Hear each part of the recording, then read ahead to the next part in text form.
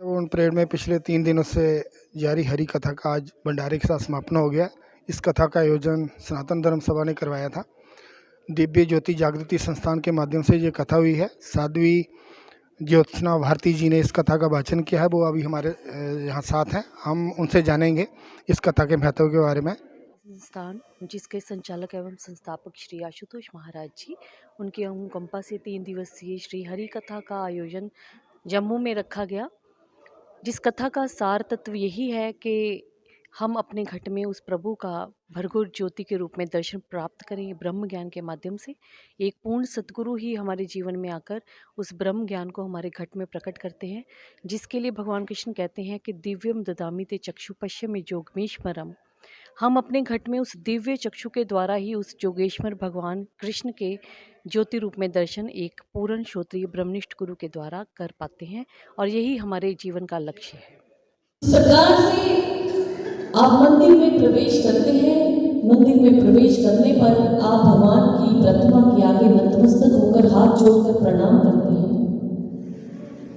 प्रभु के दर्शन करने के लिए गए हैं, आंखें क्यों नहीं खुली? दर्शन क्यों नहीं कर रहे इन आंखों से?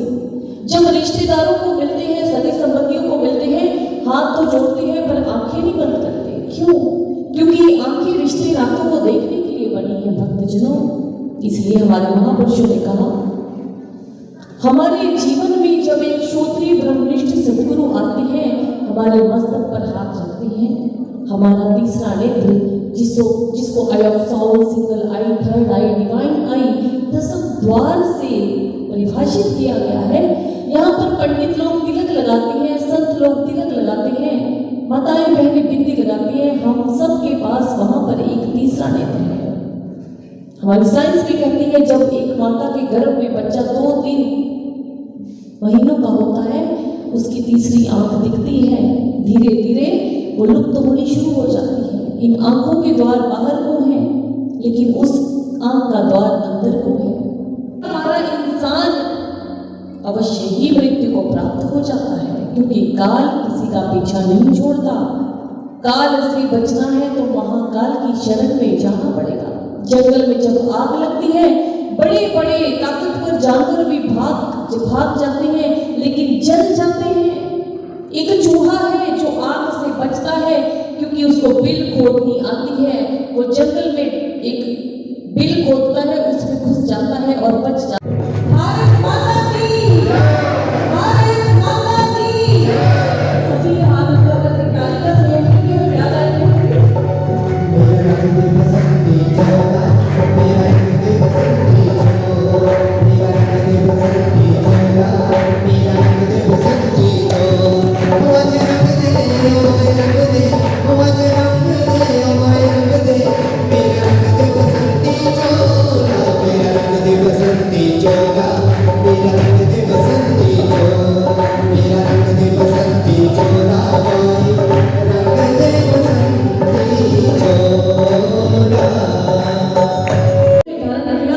और उन्होंने भारत मां पर हंसते हंसते फांसी के फंदे को स्वीकार किया और क्या कहा, आए श्रवण करते हैं। शहीदों की चिताओं पे लगेंगे हरे भरे शमेले, वतन पे मिटने वालों का बस यही निशान